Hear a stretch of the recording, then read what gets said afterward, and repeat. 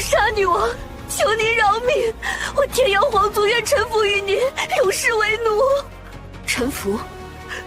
晚了。Сяо Янь жестко унизил небесных фениксов, когда схватил 3 заложников и отправил обратно Фэн Хуан в ее племя. Представьте реакцию главы небесных фениксов. В его планах было помочь 3 драконьим королям и взамен получить кровь дракона Феникса, но на самом деле они выжидали время, чтобы потом напасть на всех драконов разом. Тем не менее, Сяо Янь разрушил все планы племени небесных фениксов, да еще и опозорил 2 старейшин. Когда другие племена зверей узнали, как же те жалко проиграли и были схвачены, то, естественно, лишь рассмеялись. Что же предпринял глава небесных фениксов на такой поступок Сяо Яня? Давайте для начала чуть больше познакомимся с главой племени фениксов. Это племя, как нам известно, считается 2-м по силе в мире волшебных зверей. Его нынешний глава по имени Хуан Тянь довольно могущественный эксперт с силой святого 5 звезд продвинутого уровня. Его характер описывается как очень высокомерный, а внешность — огромный демонический феникс взмахивал в небе парой 1000-метровых крыльев. Фигура в пурпурно-золотой мантии стояла, держа руки за спиной на голове демонического феникса. Пара золотых глаз, в которых читалось невероятное достоинство, устремилась в сторону. Первое имя Хуан изначально означает «в древности люди носили и украшали себя нефритом». Второе имя Тянь означает «поле». У Хуан Тяня был сын Цзюфэн, будущий наследник главы рода. Вот почему Сяо Янь взял в заложники не только 2 старейшин, но и этого, казалось бы, еще молодого и слабого эксперта. Хуан Тянь, поскольку Цзюфэн, его сын, был в плену, ничего не мог предпринять. Но потом Сяо Янь отпустил Цзюфэна, а 2 старейшин оставил на острове драконов в качестве живого щита. Именно с этого момента начинает завязываться крайне огнеопасный сюжет, связанный с этим племенем небесных демонических фениксов. Помните, в ролике про королеву Медузу на уровне святого мы говорили, что она столкнулась с угрозой небесных фениксов? Да, напал сам глава Хуан Тянь, святой 5 звезд. И как же это произошло? С фениксами у Сяо Яня с самого начала дела как-то не задались. Еще со времен Павильона Ветра и Молнии, а также битвы с Фэн Цинэр. Так вот, Павильона Ветра и Молний уже давно нет. Неужели племя небесных фениксов ждет та же плачевная участь? Стоит сказать, что Фэн Хуан — единственный член племени небесных фениксов, к которому Сяо Янь действительно проявил некоторое уважение. Что же касается остальных, то тут явно никаких компромиссов. Пока что Цай Линь еще спокойно тренируется в безмятежном источнике и получает наследие семицветных питонов. Нападение произойдет позже, после событий пламени очищающего лотоса, когда Сяо Янь его успешно заполучил, но еще не вернулся ни к Цай Линь, ни на остров драконов. Сяо Янь неожиданно получил послание от племени 9 безмятежных питонов, а именно от Яо Мина. Сяо Янь поразился и немного неуверенно взял свиток, после чего медленно открыл его. Нападение небесного демонического феникса. Необычная активность происходит в безмятежном источнике. Сяо Янь резко встал. Выражение его лица помрачнело, он сжал кулак. Цай Линь.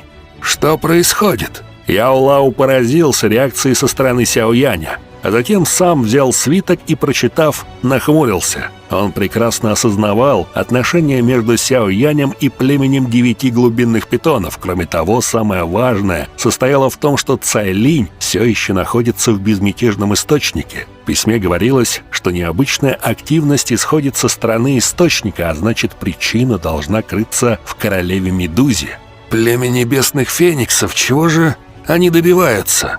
Задался вопросом Яо Лао и снова нахмурился. Сяо Янь постепенно приходил в себя. У него уже глубокая вражда с племенем небесных фениксов. В прошлый раз он захватил молодого главу и 2 святых в качестве заложников, чтобы помочь Цзиянь и драконам пустоты. Эта страховка не позволяла небесным фениксам совершать беспечные поступки. Хотя ему и удалось решить тогда проблему, но таким образом он сильно оскорбил другую сторону. Тем не менее, Сяо Янь не боялся этого. Его сила значительно возросла, и он совершенно не испытывал к ним страха. Однако он никак не мог понять, почему фениксы решили доставить проблем племени 9 безмятежных питонов. Да, Альянсу Небесного Дворца при нынешних силах уже можно было их практически не опасаться. И, кстати говоря, к этому времени у Альянса было уже 10 святых. Неплохо, правда?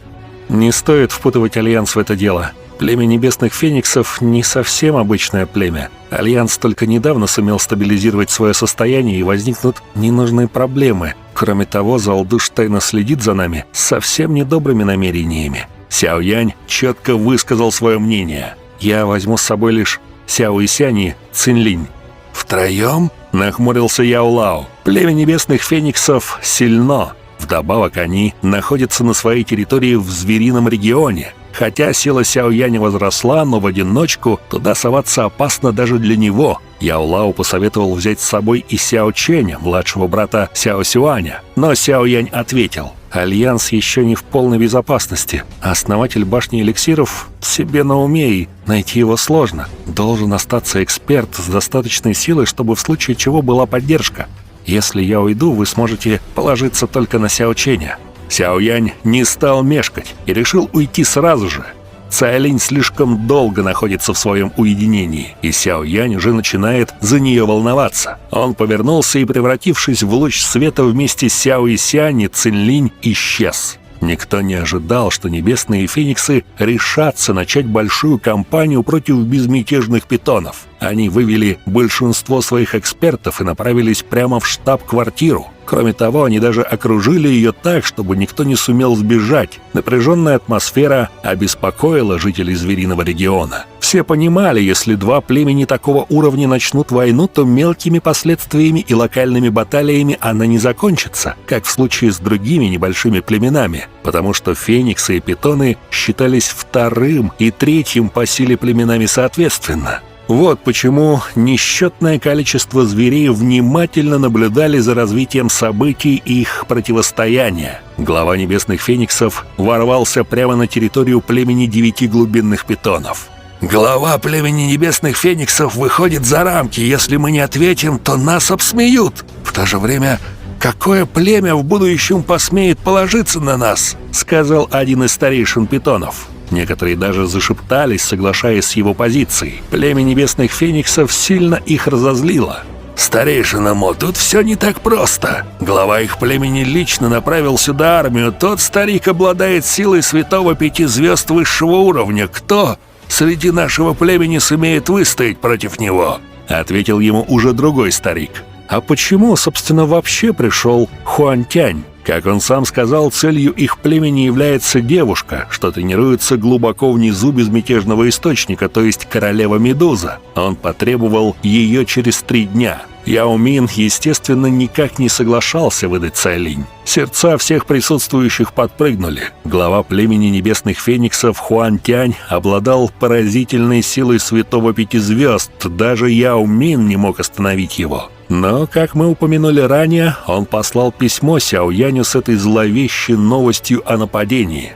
Значит, давайте ждать хороших новостей. Он придет. Яо Мин улыбнулся. Он посмотрел в далекое небо с абсолютной уверенностью. Через 3 дня глава Небесных Фениксов вернулся.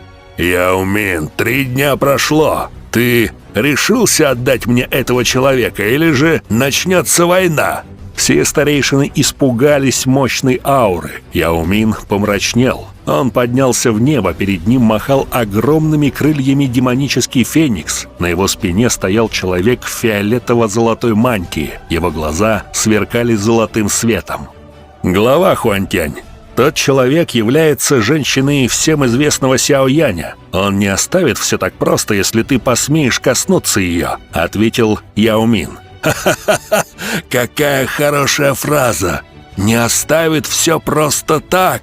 Стал насмехаться над Яо Мином Хуантянь. «Сяо Янь захватил моего сына, угрожал моему племени, создал крылья из останков члена племени. Разве этого недостаточно, чтобы уже быть нашим врагом? Думаешь, меня заботит то, что он думает?»